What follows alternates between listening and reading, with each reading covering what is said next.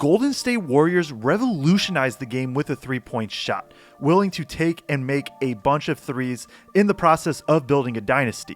But I'm not even sure they could have imagined what one college team is doing this season.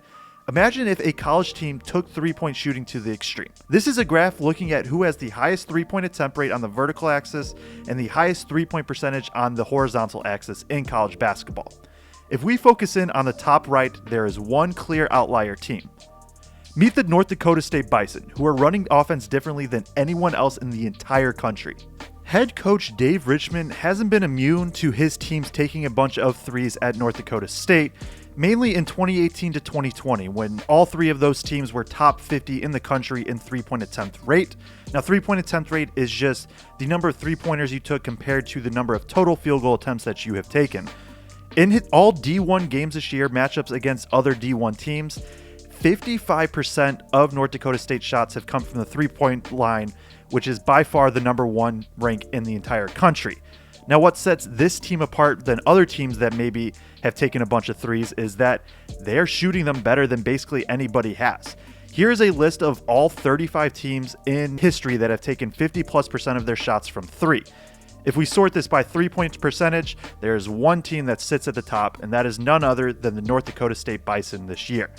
North Dakota State is just living and dying by the three, but living more than dying than they have. They've only had 7 games this year where they have attempted less than 50% of their shots from three, and you can see that they've had some pretty good results from it. They also just had a game where they took 48 threes in a game and only 10 twos in a game that they did end up winning.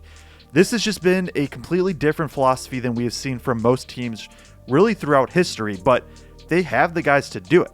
Now, if we look at their shot chart from last year, on the left, you can see what their field goal percentage was by area, and on the right, you can see what the field goal attempt percentage by area was. You can see that 14% of their shots came from the mid-range, and they took a lot of shots inside the paint, not a lot of shots from the rim or from the three-point line relative to the rest of college basketball. Now, if we jump to this year, I think it's pretty obvious where the changes happened. Again, on the left is the field goal percentage by area, and on the right is the field goal attempt percentage by area. Last year, 14% of shots came from the mid-range, and this year that is down to 5%, while the three-point attempt rate has just completely jumped up, especially from the top of the key. North Dakota State isn't taking many mid-range shots. Instead, they're opting to utilize their shooters to become an offense that is going to be a 5-out space that can basically just make you pay with anybody on the floor. They aren't just taking many though, but they are making many, and it really hasn't mattered if you defend them or not. I think you can look at this team and be like, well, why don't you just make them take tougher threes?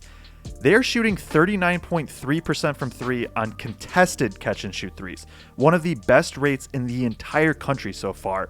And then they're also shooting 41.8% on open catch and shoot threes. It really hasn't mattered too much. If you contest them or leave them open, North Dakota State has shown they will make you pay from the three-point line. This year, 78% of their jumpers are catch and shoot, compared to only 63% of those shots coming last year. That's a big difference, and North Dakota State has the personnel to make it happen. If you're enjoying, make sure to like and subscribe, but let's get into the player personnel and really why this offense is working so well this year. Simply, North Dakota State has shooters everywhere. There are 9 players that have attempted 10+ threes on the year, and the worst three-point percentage out of those 9 players is 36.4%. To give a little bit of context for that, the D1 average on the season is 33.6% from three on the year. So North Dakota State has 9 players that are shooting basically 3 percentage points better from three than the average D1 team on the year. It does not really matter who has been on the floor. Every single lineup more or less has 5 shooters out there. They are not a fast-paced team. North Dakota State's very willing to just kind of walk it up and get into their free-flowing 5-out offense. What really stands out is for a team that attempts so many threes is North Dakota State gets into the paint, which opens up those three-point opportunities a lot. Now, this whole offense is unlocked by 6'10" center Jackson Mooney. He is shooting 41.4% from three on the year on 5.6 attempts per game, averaging 19.9 points, 5.4 rebounds, and 3.9 assists per game. and that is leading the team in assists per game. He has one of the highest assist rates in the entire country. Only Robbie Avila at St. Louis is averaging more assists per game as a center in all of college basketball at 4.2 assists per game. Jackson Mooney is the key to unlocking this whole offense. He came to North Dakota State this year and has really just revamped what they're able to do because of his versatility. One, he is obviously somebody that can just step out and knock down three-point shots, shooting crazy high percentage from three on really good volume. But what he can do as a facilitator also really opens up what they're able to do. He can work in delay action where he'll be kind of the last guy up the floor, get the ball at the top of the key, and can work into handoffs or things of that nature. But what he can also do is he can work from the post a lot. He is a very good post scorer, being in the 90th percentile of efficiency in post-up scoring, but he can also pass out of it. And so if teams want to try and double him in the post, he is in the 99th percentile of post-ups, including passing from the post. If teams want to double, if teams want to send him attention, he has 4 shooters around him. And North Dakota State does a great job of placing their guys in opportunities to be able to get those looks from him. Jakari White, he is kind of the main creator out of the guards. In a system that Mooney is one of the main facilitators, White is a guy that can still create for himself and for others. And he has an ultimate green light. He's averaging 15.4 points, 2.2 assists, and shooting 38.3% from 3 on 6.7 attempts per game, which is a lot. Team does not run an insane amount of pick and rolls throughout the year, but when they do, Jakari White is one of the guys that runs them the most. He is pretty shifty and can get to his spot anywhere on the floor, and I think the common theme for teams that have to defend him and also just the rest of the team is if there is a glimpse of space, Jakari White's going to put it up. And more often than not, he probably will make those shots as well and going to make those teams pay when they leave him even just a little bit open. And then you have Mason Miller. He is your just prototypical shooter. He is on the year 61 for 137 from 3, which is 44.5%.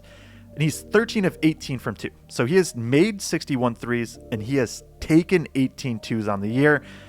88.4% of his shots have been from 3, one of the highest three-point attempt rates from an individual in the entire country. You have to know where he's at all points. And so when we talk about Jakari White being a guy that can get downhill and Jackson Mooney being a guy that can make any pass on the floor, Mason Miller can spot up anywhere on the floor, whether it be right at the three-point line, a few feet behind, and teams have to know where he is.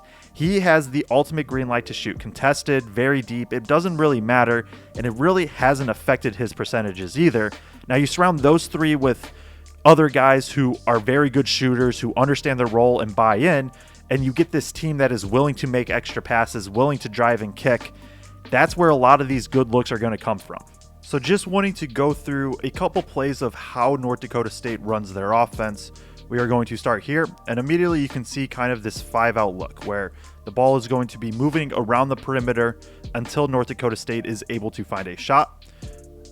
And so number 4 on this, who's about to get the ball right here, that is Jackson Mooney. And he is the guy that we talked about is kind of really the difference maker for this team.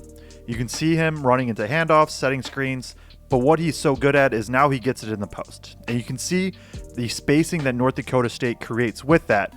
So as soon as Western Michigan sends help, you're going to see North Dakota State cut to take that defender with, which now opens up Mason Miller wide open for 3. And then on this play right here, we're going to be kind of looking at another just moving the ball along the perimeter. Now they try to drive. Western Michigan does a good job of switching that. And you can just see the offensive flow. It is staying out on the perimeter. They want to try to be able to drive and kick. And now again, Jackson Mooney, who is now working at the top of the key, he is going to take his man, dribble, and get to this handoff. And right there, if you go under the screen like that, that means it is going to be an automatic 3-point attempt, and North Dakota State's probably going to make you pay for that. And in this one right here, we're going to show just how much North Dakota State still wants to get downhill. So now Jakari White's going to have the ball out on the perimeter, and he's going to look to drive. And he is definitely their best kind of on-ball creator in terms of getting downhill. And now once he does that, you're going to see, look at this defense collapse. All eyes are on him because you still do have to respect that. And now North Dakota State can get to what they want. Drive, kick out, extra pass, and you're getting, once again, Mason Miller wide open for 3 in the corner and knock it down. Per KenPom, North Dakota State has the 40th best offense in the country currently and the second best offense out of all mid and low majors. Now, they are in the Summit League with a few good teams, so it is not an automatic that they're going to make the tournament. But with their shooting ability, I guarantee that if they do, no one is going to want to draw them come March. Could their insane three-point shooting make them the next Cinderella? We'll just have to wait to find out.